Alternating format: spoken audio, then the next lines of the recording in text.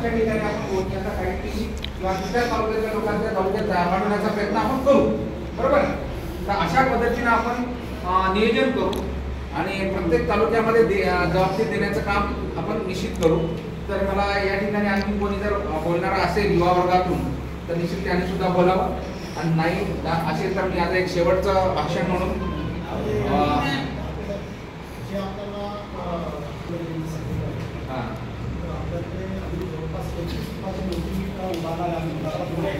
बरं, त्या हिशोबाने आपण 45 जातीचा पूर्ण मेळावा काही अडचण निश्चित चांगली गोष्ट आहे.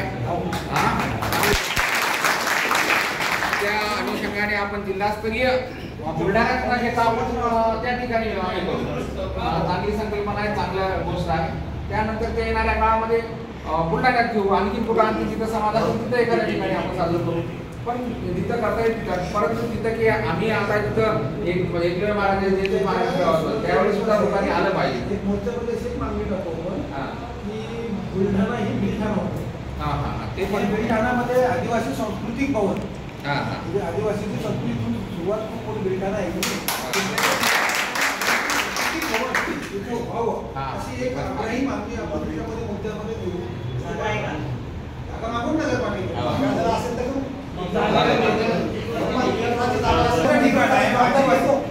मूळ आदिवासी दूर करण्याची जबाबदारी मी करून घेऊ. चांगल्या मुद्दे आणि चांगले मुद्दे मांडले गजानन भाऊने, त्यांचं सुद्धा या ठिकाणी आपण स्वागत करू. या ठिकाणी नेहमीच आपल्याला आपल्या आदिवासी समाजाचं पाठबळ असतं. असे आमचे प्रशांत भाऊ सुद्धा नेहमीच प्रसिद्धी देत असतात. यावेळी आपण या मीटिंगला आपण आमंत्रित केलं त्याबद्दल दिलगिरी व्यक्त करतो. आणि प्रशांत भाऊचं सुद्धा त्यांचं सुद्धा कळायला वाजून त्यांचं